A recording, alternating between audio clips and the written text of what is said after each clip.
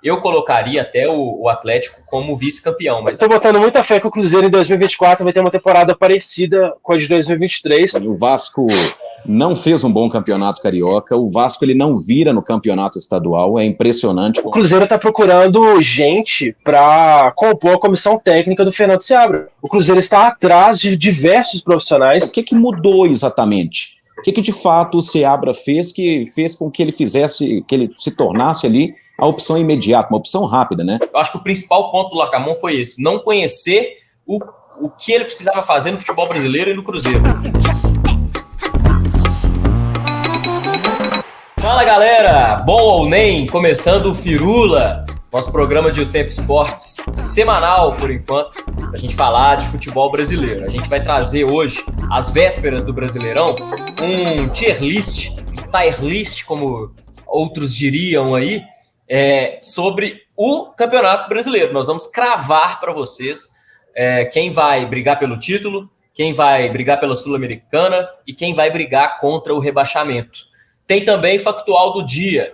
O Larcamón deixa o Cruzeiro ontem, hoje o Cruzeiro acertando aí o retorno de Fernando Seabra agora para ser o técnico do time profissional definitivamente. É o nome que o Cruzeiro traz, é uma informação que o Tempo Esportes traz também para você. O setorista do Cruzeiro, Gabriel Moraes, está aqui com a gente. Então, já apresentando a dupla inédita aqui no Firula. Antes, lembrando você, se inscreva aqui em O Tempo Esportes, canal Tempo Esportes. Se você está assistindo pelo Tempo, está aparecendo um card aí na sua tela para você acessar o Tempo Esportes e se inscrever. Tem conteúdos exclusivos do futebol brasileiro todos os dias. Atlético, Cruzeiro, São Paulo, Flamengo, etc. Ô dupla, sejam bem-vindos ao Firula. Gabriel Moraes, primeiro, antes de falar o nosso estreante do dia. Gabriel, seja bem-vindo mais uma vez, velho. Fala, Lucas, beleza? Obrigado aí pelo convite. Vamos falar de um assunto que a gente costuma conversar pouco, né, na redação, nos bares, que é futebol. Pouquinha coisa. Leandro Colombo, o cara que chegou agora em O Tempo Esporte, seja bem-vindo. Agora, oficialmente, estreando no Firula, então as boas-vindas já estão sendo dadas oficialmente para você, Leandrão. Bem-vindo. Valeu, Lucão. Muito obrigado pelas boas-vindas aí. Um abraço para o Gabriel, para toda a equipe de O Tempo Esportes que me recebeu da melhor maneira. E é como o Gabriel falou, né? A gente costuma falar muito pouco de futebol, então vamos fazer esse esforço aqui e falar simplesmente de Campeonato Brasileiro Série A, que promete bastante nessa temporada. Para falar de Série A, antes vamos falar então de Larcamón Fernando Seabra Cruzeiro, Gabriel Moraes. Na segunda-feira, ontem, o Cruzeiro demitiu o Larcamón, depois de 14 jogos, foram 7 vitórias, 4 empates e 3 derrotas. Esses são os números do Larcamón pelo Cruzeiro nesse ano. Só que as 3 derrotas para o Larcamón foram 3 derrotas que pesaram muito, né? Você tem, por último aí, perdeu a final para o Atlético, numa final de Mineiro que o time tinha vantagem de jogar pelo empate, tinha o jogo na mão depois de fazer 1-0, depois de vir de uma final que o Larcamón mesmo escalou mal o time, né? Na finalíssima ele faz trocas ruins durante o jogo, isso pesa muito na avaliação, né, da SAF. Tem a derrota vexatória na Copa do Brasil, que ele é eliminado na primeira fase da Copa do Brasil pelo Souza, da Paraíba. E tem uma derrota para o América dentro do Mineirão lotado também. São as 3 derrotas do Larcamón, além de alguns jogos que ele mostrou que não conhecia muito do futebol brasileiro, principalmente, ou que pelo menos não estava muito disposto a conhecer muito de como a dinâmica funciona dentro do Cruzeiro, dentro do futebol brasileiro. Insistiu com caras que não estavam rendendo muito, Gabriel, e parece que isso pesou muito para demitir o Larcamón ontem. E Fernando Seabra pode estar chegando, né? Traz aí primeiro a informação e sua opinião também, Gabriel. Pois é, Lucas. O Fernando Seabra, na verdade, ele volta para o Cruzeiro, né? Porque vamos fazer um panorama geral aí sobre a era Ronaldo no Cruzeiro. Ronaldo chega ali a primeira temporada dele foi 2022, um espetacular ano, com o Paulo Pessolano no comando, que é um perfil de técnico novo, estrangeiro, que chega para acomodar o time. Subiu para a Série A, que era o que a torcida mais queria ali depois de 3 anos, foi campeão da Série B com muito mérito, beleza, o trabalho deu certo. Chegou no Campeonato Mineiro, ele vai mal, mas aí ele pede para sair, fala que estava muito desgastado, que o ambiente não estava bom, enfim. Depois vem Pepa, que segue ali mais ou menos o mesmo padrão, um estrangeiro, jovem, com ideias novas. Não deu muito certo. Eu, particularmente, na época, fui contra essa demissão, mas a gente não está dentro do clube vendo o dia a dia. E as informações que chegam para a gente é que realmente o ambiente não era bom, e aí ele foi demitido. Aí já começa a esculhambação, na minha opinião. Zé Ricardo.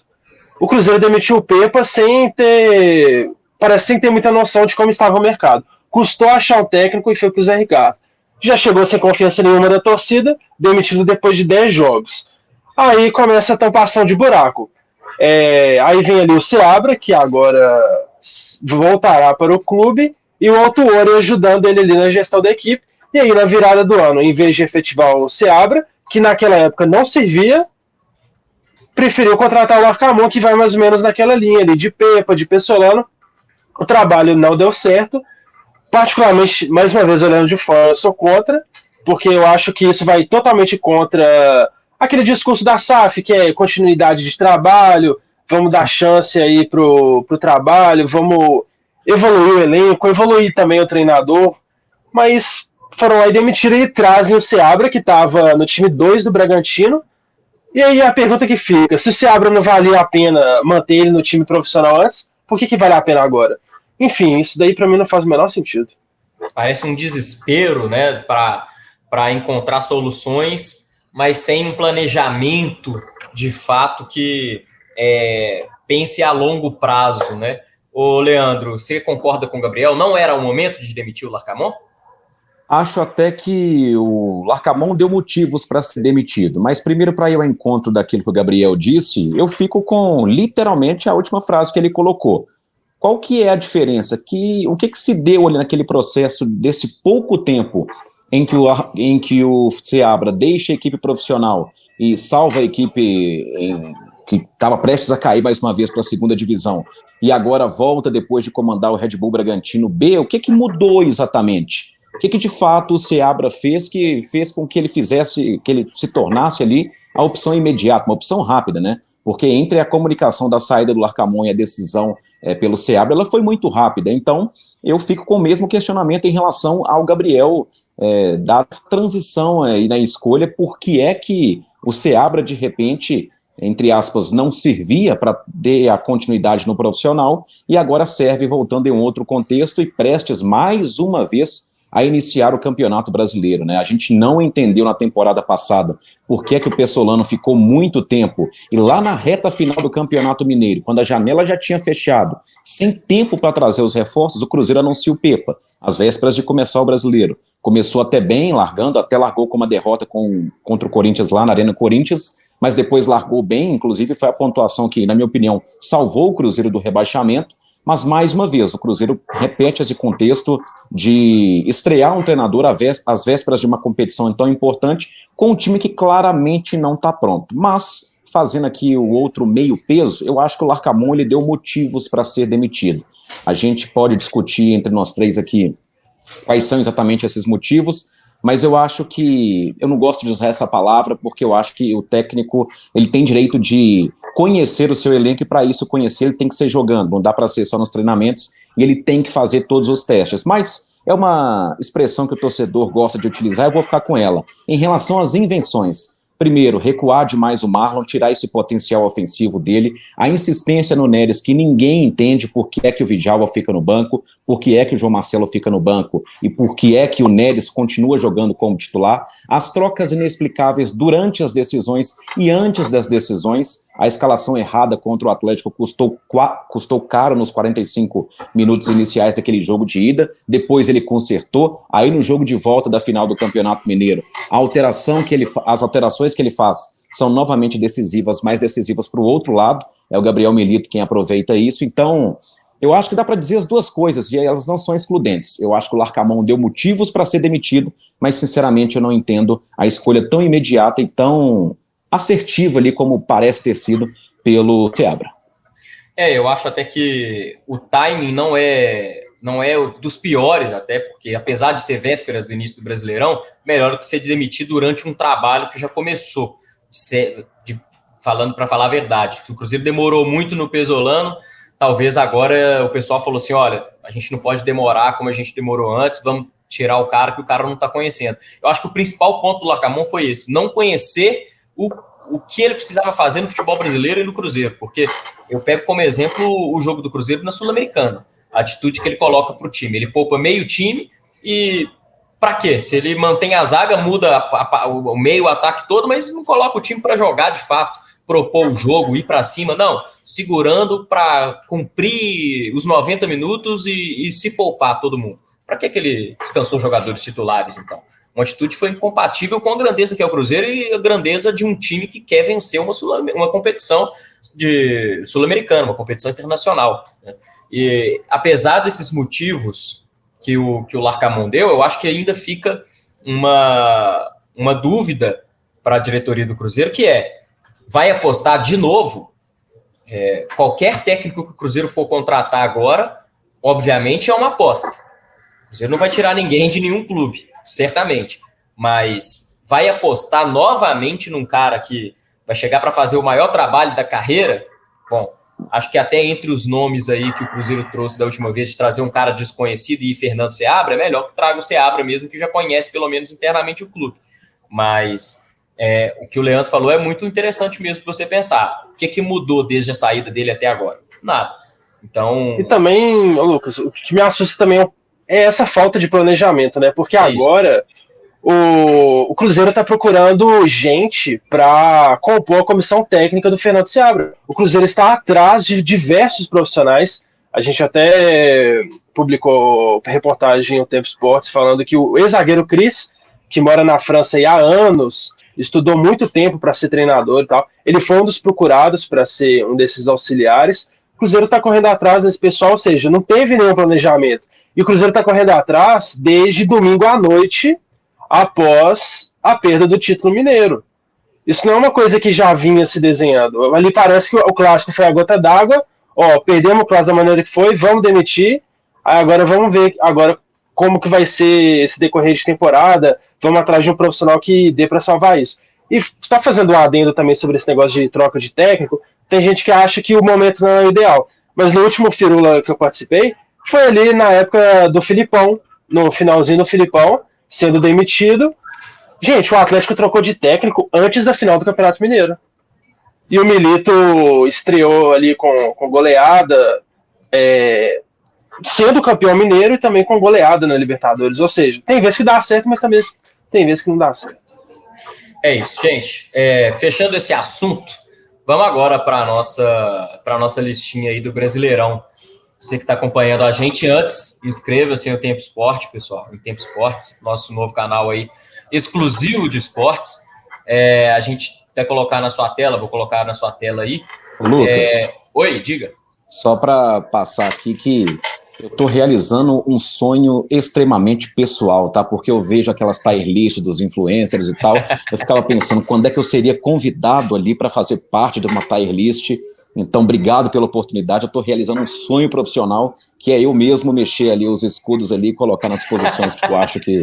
Então, eu estou realizando um sonho, você não tem noção da minha felicidade aqui. Estava ansioso por isso. Que honra participar desse momento, então. Momento histórico para o futebol brasileiro.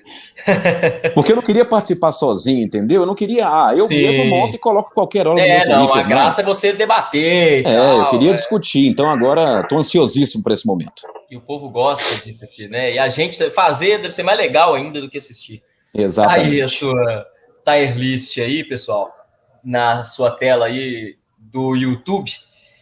E aí o negócio é o seguinte, a gente separou em 4 partes aí o Campeonato Brasileiro.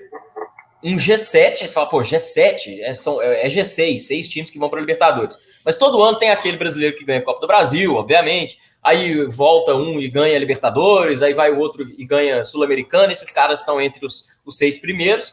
E aí o G6 vira G7, G8, G9, até G9 pode virar. Então a gente pegou e colocou aqui um G7, porque pelo menos a gente está considerando que o campeão, pelo menos da Copa do Brasil, vai estar entre os 6 primeiros, os 7 primeiros aí da tabela. Até mesmo porque tem muito time bom para disputar a vaga em Libertadores e até para disputar título. Em seguida tem Sul-Americana, nós vamos colocar 6 times. Briga pelo Z4, né? Que é isso, nós vamos colocar 3 times que vão estar na briga pelo Z4 e o Z4 de fato, que são 4 equipes, ou seja, 7 times aí brigando para não cair, 6 times na Sula e 7 times no G4. Fechou, pessoal? Podemos ir? Fechou, vamos lá. Então vamos lá, vou começar primeiro pelo Leandro, já que ele está empolgado com o tier list de hoje. Ô, Leandrão, quais seriam aí, olhando para esses escudos que estão na sua tela, os 4 times que vão ser rebaixados? Aqui é um detalhe importante, viu, Leandro? O Fernando não está aqui, mas o Fernando gosta de falar. Quem estreia no Firula tem que cravar logo. Então, já entra cravando, sem fazer média, cara. O Z4 do Brasileirão 2024 será... Quem mandou, né, eu dizer que estava ansioso, porque eu já fiquei com essa primeira missão.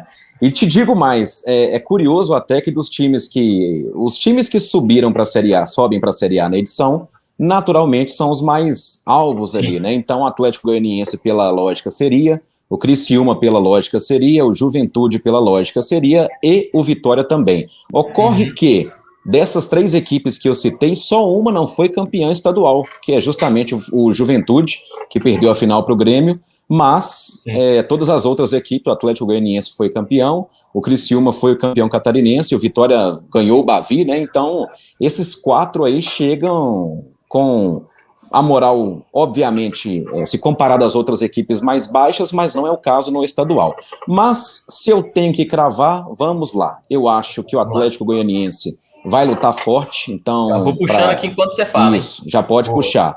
O Criciúma, apesar de eu até particularmente ter uma certa admiração pela banda Carvoeira, eu acho que para 38 rodadas de campeonato brasileiro, a coisa é muito séria. Em respeito também ao professor Roger Machado, né, que tem até bons trabalhos, conseguiu fazer uma final digna contra o Grêmio, mas eu acho que dificilmente o contratou vai até bem por ser Criciúma. Contratou bem. Sim, exatamente. O Bolazzi, né, ex-Everton, ex-jogador da Premier League, então, Mateuzinho do América em vias de ser, pode ser até que, né, durante a gravação aqui já tenha sido anunciado, mas enfim, eu acho que para 38 rodadas de Campeonato Brasileiro, a conversa é mais embaixo. Então, Criciúma. O Juventude também pode colocar, Lucas, para mim, acho que não tem como fugir. E aí vai a minha grande aposta, digamos assim.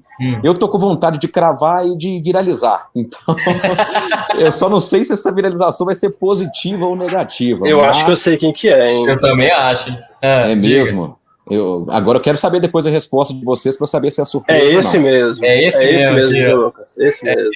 Aqui, ó.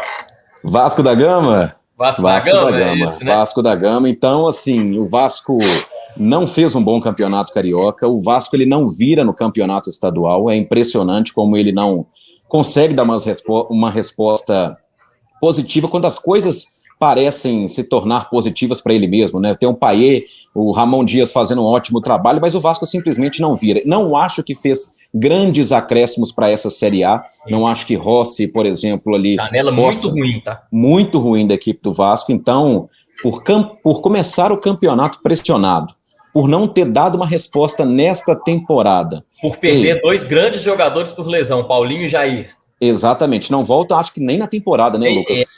Perigoso não voltarem mesmo. Pois pelo menos não 6 meses.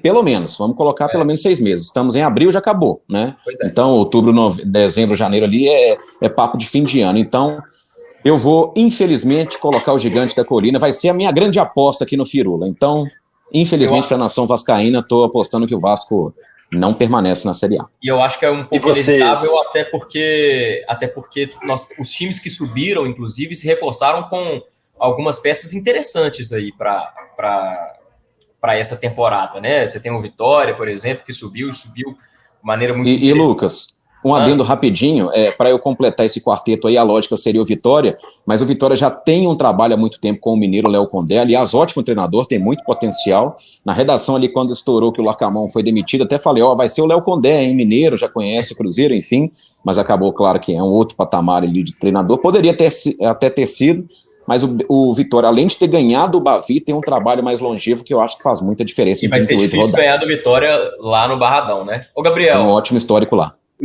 E ainda tem o Juventude, você está falando de contratação, o Juventude tem o Gilberto, que foi a maior decepção do Cruzeiro no ano passado e está sendo o artilheiro do Juventude. E, gente, vocês estavam comentando sobre o Vasco, vocês falaram só do campo, né? Porque se você for pegar o extracampo da edição de Januário, eu afirmo que é o clube mais vaziado que tem no futebol brasileiro, né? Concordo. O Vasco começou a se atrapalhando demais fora de campo, e a relação da 777 com a associação, com a galera que trabalha no futebol do Vasco é algo que está transparecendo já com o Pedrinho, né, com o próprio Alexandre Matos que saiu, é algo que já é transparente para todo mundo, que é uma relação muito desgastada, uma relação muito complicada, e isso é muito ruim para o planejamento de uma equipe, né? Ô, Gabriel, você concorda com esse Z4 aí? Para a gente seguir? Concordo 100%, viu? Ih, era exatamente esse. Quando o Leandro começou a falar, eu tava olhando aqui, ele escolheu exatamente os mesmos que eu escolheria. Que moral. Eu vou então, só trocar se eu viralizar negativamente, vocês vão junto comigo. Eu vou só trocar o Vasco. Estarei lá com você. Não, eu estou junto, eu sigo com vocês nessa. O Vasco também acredito que é forte candidato para cair esse ano. E como a gente tem que o Atlético Goianiense, para mim, é um clube que foi um pouco decepcionante nos últimos anos, porque há alguns anos, aí uns 3 anos, eu gostava muito do projeto do clube a longo prazo, enfim, parecia ser um clube muito estruturado, mas infelizmente caiu e parece que não tem muitos sinais assim de uma reviravolta, não. Sim. Ô, Gabriel, agora para a gente seguir então, já que você comentou do Atlético Goianiense, quem para você quais serão aí, na verdade, os 3 clubes que a gente vai colocar aí, na sua opinião, que vão brigar para não cair? Aqueles times que, mais do que brigam por vaga na Sul-Americana, brigam para não cair. Para a gente selecionar 3 aí, olhando para os escudos. Eu acho que podemos colocar então o Vitória, né? Que o Vitória, como o Leandro falou, é aquele time que sobe, veio da Série B, mas está mostrando um bom trabalho aí com o Léo Condé, mas a gente sabe que não vai ficar lá em cima na tabela, então a gente pode colocar aí. O segundo, já vou partir para o lado mais caseiro, que pelo andar da carruagem, vamos colocar o Cruzeiro, né? Eu acho que o Cruzeiro, nessa temporada, eu tô botando muita fé que o Cruzeiro em 2024 vai ter uma temporada parecida com a de 2023, pelo andar da carruagem. Tem ali algumas peças boas, acho até que reforçou o time em relação ao ano passado, mas vai capengar esse ano, vai dar umas escorregadas e vai ficar ali 15º, 14º, enfim, é a minha teoria aí para esse ano de 2024. Pô. Agora o bicho pega. A gente tem Corinthians, Fortaleza, Cuiabá. Eu vou colocar o Cuiabá, mas eu vou colocar o Cuiabá, mas eu ficaria também, e aí seria uma polêmica grande. Botafogo. Eu acho que o Botafogo do ano passado, mas são 3, né, mesmo? São três. Ah, sim. Botafogo do ano passado pra cá, meu Deus do céu, viu? O time caiu de produção num nível assustador, e eu acho que 2024 o time vai ficar aí na segunda metade da tabela, sinceramente. Ô, Leandro, você acompanha os 3 aí? Você faria alguma mudança? Olha, eu acho que... Tem que desempatar? Como é que é? Não, eu acho que não precisa desempatar, mas com o adendo de que, atenção, colocaria 2 equipes aí em especial que poderiam entrar nesse bolo. Eu vou ficar com o Gabriel também, até para puxar a sardinha que ele já puxou da zona de rebaixamento, vou puxar de volta e deixar os que ele manteve, mas só fazendo um adendo aí, tá, Lucas? Eles vão fazer parte do próximo pelotão, mas para mim, o Fortaleza não dá bons sinais na temporada, sim, apesar do trabalho longevo do Juan Pablo Vojvoda, então acho que poderia figurar nessa lista aí, e o nosso Bahia, se não for para frente com o Rogério Ceni, apesar dos ótimos investimentos que fez, eu vou te contar, para 38 rodadas de Campeonato Brasileiro é meio complicado. E até nesse bolo poderia entrar o Red Bull Bragantino, que não começou bem também a temporada. Contratou mal. Eu falei 2 aí, mas acaba que são 3 times que poderiam estar nesse bolo aí. Mas eu acho que abaixo desses 3, tô com o Gabriel, acho que Cruzeiro, Vitória e Cuiabá tem que prestar mais atenção no campeonato. E o Cuiabá, aquela coisa, né? Todo ano a gente coloca como candidato sério para cair e tá ficando. Graças a Davidson, arruma ali os seus bons jogadores, mas é um outro nível. Ainda assim é uma diferença muito grande. Muito grande, né? Exatamente. Entre principalmente os concorrentes na briga pelo Z4. Na edição passada até se salvou com um pouquinho de antecedência, mas ainda assim lutou lá até o final. Eu trocaria só uma coisa para a gente seguir rapidamente, nosso tempo também não estourar muito. Eu só trocaria, sinceramente, o Cruzeiro pelo Red Bull Bragantino, justamente pelo que o Leandro comentou. Ou então pelo Bahia. Eu acho que o Cruzeiro ainda nessa loucura toda interna dentro do clube, de troca de treinador e do time ainda não ter jogado aquilo que pode, porque tem jogadores tecnicamente melhores, ainda assim, tem jogadores tecnicamente que podem render mais, na verdade, ainda assim eu acho que o Cruzeiro sai um pouco na frente de Red Bull, Bragantino e Bahia, por quê?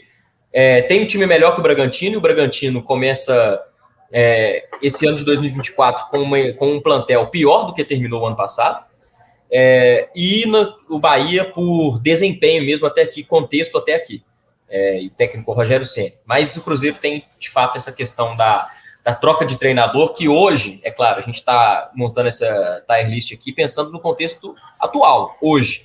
Claro. E hoje o Cruzeiro está num momento mais conturbado mesmo para brigar pelo Z4, né?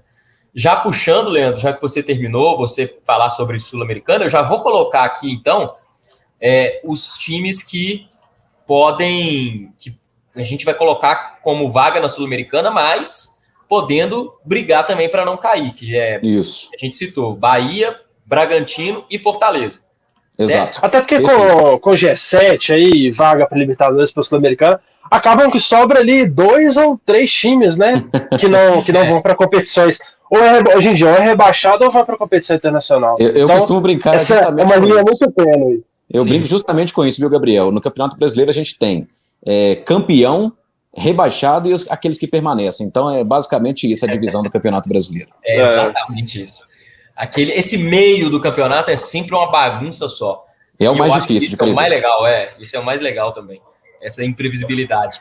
E aí, Leandro, para você, os outros 3 aí que vão pegar a Sul-Americana, que isso seria uma conquista para esses times, a vaga na Sul. Esse mesmo que você acabou de passar o mouse aí é outro que a gente não fala pela grandeza, mas não teve um bom desempenho no Campeonato Paulista, não foi sequer as fases decisivas de mata-mata. Chegou lá o Antônio Oliveira, que é um bom treinador, gosto bastante, inclusive o Cruzeiro procurou, né? Foi um dos sondados pelo Cruzeiro, o Gabriel pode depois confirmar isso ou não, mas tem lá o seu potencial, mas acredito que pela grandeza a gente acaba que não cita, mas é um time que tem um fortíssimo potencial. Então o Corinthians eu adicionaria aí o Botafogo, né, Lucas? O Botafogo aí sim, ele vai figurar nessa lista, e aí faltam mais 2, correto? Isso. Atlético Paranaense. Mais um. Então Atlético Paranaense e o Grêmio ali. Acho que o Grêmio ainda corre por fora. Então colocaria o Grêmio. Grêmio? Ok. Grêmio. Polêmica, hein? Polêmica, hein? Acho que o Atlético Paranaense estaria à frente do Grêmio, sinceramente. Por que você acha? Um elenco mais equilibrado. O Grêmio tem uma linha de frente muito boa, mas defensivamente eu acho que o Grêmio há de sofrer bastante. Kahneman, Jeromel, peças que não estão mais no mesmo patamar, né? Fábio, enfim. Tem um bom meio-campo e um ataque interessante, mas acho o elenco do Grêmio muito desequilibrado, sinceramente. Pegando até pelo ano passado também, eu acho que a chegada do Grêmio ali terminou como vice, né? Não tô doido, não. Ano passado. Me surpreendeu bastante. Se você for olhar o conjunto do Grêmio, nunca achei lá essas coisas. Era um elenco ali comandado pelo Luiz Soares, um ataque chegou bastante qualidade, mas eu sinceramente não acho o elenco isso tudo. Acho que o Furacão tem um grupo melhor. Concordo. E o Grêmio só chegou onde chegou por causa de só um cara aí que até tem um bom potencial, um bom jogador, que chama-se Luizito Soares. Então, um pouco fraco, talvez. Mas olha, eu vou discordar dos dois, viu? Eu discordo dos dois. Vou manter essa aqui, vou até mostrar para o pessoal que eu vou manter aí a nossa Sul-Americana com Grêmio, Botafogo, Corinthians, Bahia, Red Bull Bragantino e Fortaleza. Mas eu discordo do Grêmio. Eu acho que o Grêmio está à frente do Atlético Paranaense. Por causa de um cara chamado Renato Portaluppi, que sabe muito bem como jogar um Brasileirão. E vejo o Atlético Paranaense hoje com um time menos regular que o Grêmio. Acho que a defesa do Atlético Paranaense, assim como a do Grêmio é ruim, mas acho a defesa do Atlético Paranaense muito abaixo da média. O Atlético Paranaense precisa de um outro meio de campo, só o Zapelli não dá, precisa de um outro 10 mais regular que o Zapelli e de um ponta também que seja mais confiável. Eu acho que sem esses 3 pontos aí no Atlético Paranaense esse ano, vai ser difícil beliscar uma Sul-Americana, na minha visão. Tem reforço para chegar no meio do ano, então vamos aguardar também, né?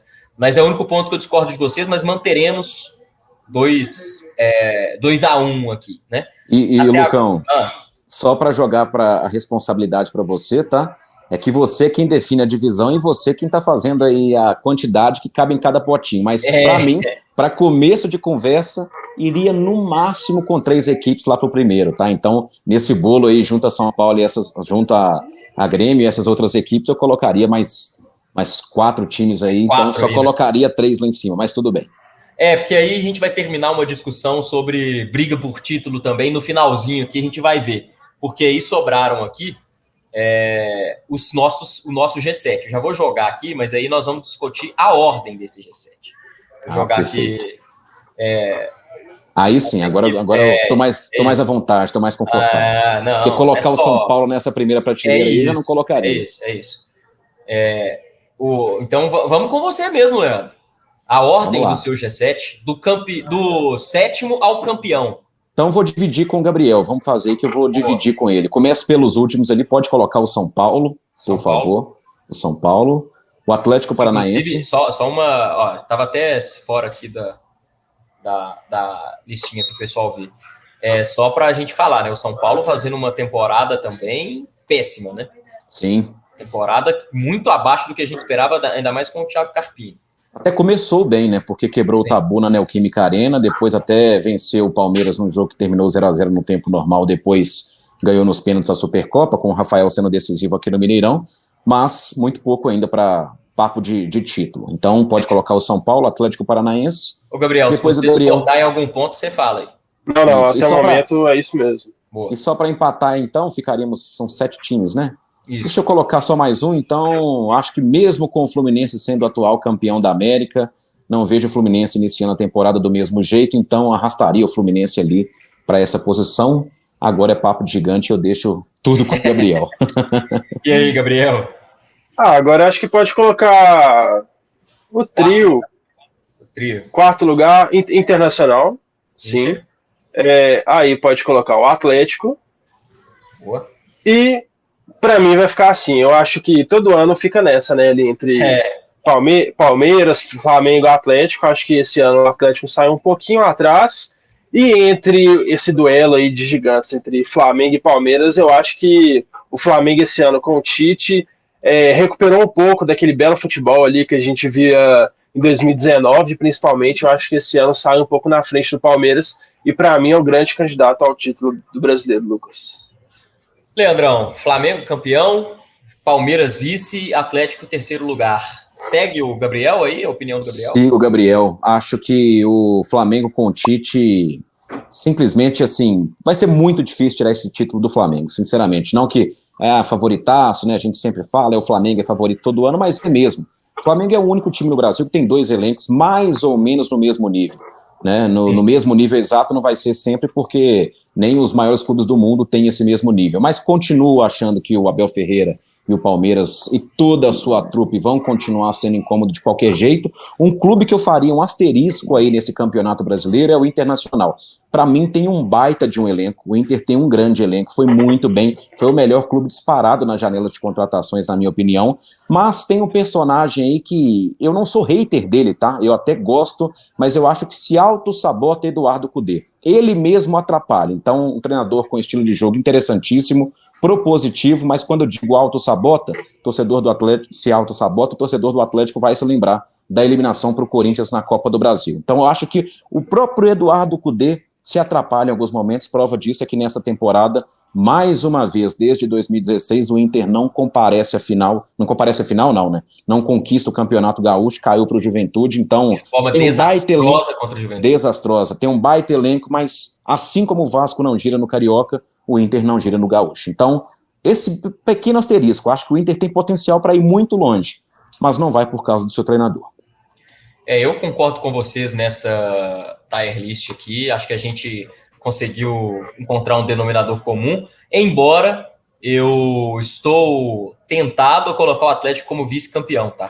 É difícil pelo momento, assim, porque o Milito acabou de chegar, mas eu acho que o Atlético tem uma ligeira vantagem sobre o Palmeiras, que é o fato de que o Atlético tem um potencial maior, na minha opinião. Eu vejo que o fator Abel Ferreira é muito importante para o Palmeiras, mas o Palmeiras perde o Endrick no meio do ano, né? Isso é muito importante. E eu, sinceramente, não sei se o Palmeiras com o retrospecto que tem, vai suprir a ausência do Endrick no time. O Endrick é um jogador que rapidamente ficou muito importante para o time do Palmeiras, decisivo, e o Palmeiras vai perder o Endrick no meio de um campeonato brasileiro. Por isso, eu colocaria até o Atlético como vice-campeão, mas acho que fica uma disputa muito interessante e não foge desses olhando para o momento atual, não foge desses 3 primeiros aí. Flamengo campeão, concordo, Palmeiras e Atlético. Então, só para dar uma passada aqui, para a gente finalizar, tá aí nossa tabela do Brasileirão, a gente cravou, podem tirar print e depois cobrar a gente. Tá aí o arroba do Instagram de todo mundo depois para vocês, vai estar aí na tela. Flamengo campeão, Palmeiras, Atlético, aí tem Inter, Fluminense e para fechar o G6, Atlético Paranaense, São Paulo na pré-Libertadores, Sul-Americana, quem vai pegar a vaga, Grêmio, Botafogo, Corinthians, Bahia, Red Bull Bragantino e Fortaleza. Ainda tem Cruzeiro, Vitória e Cuiabá brigando para não cair. E o Z4 que a gente concordou em fechar aqui, Vasco, Atlético Goianiense, Criciúma e Juventude. É isso, pessoal? Alguém se arrependeu aí e quer mudar?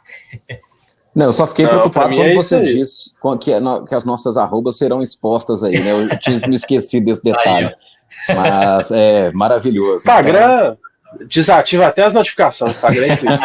Em dezembro estaremos daquele jeito lá com os nossos internautas. É isso aí. Mas não me arrependo, não. Acho que tá bem. Para a primeira minha experiência em tier list, tá de excelente tamanho. Faremos outras durante o ano aí, porque que beleza. Que dá para todo mundo se comprometer bem aqui no Firula. Podemos voltar na 19ª rodada e ver, né? No metade do caminho para ver se a gente estava errado. Antes do segundo turno, nós 3 aqui faremos o programa para a gente analisar o que cada um disse e colocou aí. Isso aí. Pessoal, combinado, então. Fechou? Pessoal, agradeço vocês dois aí mais uma vez. Obrigado, Leandro, por participar pela primeira vez aqui do Firula, firulando com a gente aqui, falando asneira muitas vezes, mas pelo menos com embasamento. Gabriel, obrigado também pela sua presença de novo aqui no Firula. Agradeço você que está aí assistindo a gente. De novo, inscreva-se aí no canal Tempo Esportes, deixa seu like, comenta aqui embaixo o que você quer ver a gente comentar, porque a gente volta na semana que vem para falar do início do Brasileirão e também dos factuais da semana. Vamos ver como o Cruzeiro vai lidar com a chegada do Fernando Seabra, como vai estrear no Brasileiro, como vai jogar agora na Sul-Americana, quinta-feira. Vamos ver como vão começar os outros brasileiros aí no Campeonato Brasileiro e se a gente de fato vai ter isso aí, ó, essa tabela que a gente acabou de cravar no Firula. Meus amigos, muito obrigado, até a próxima. Valeu, Lucas, obrigado. Valeu, Gabriel. Falou, valeu demais, tamo junto. Valeu.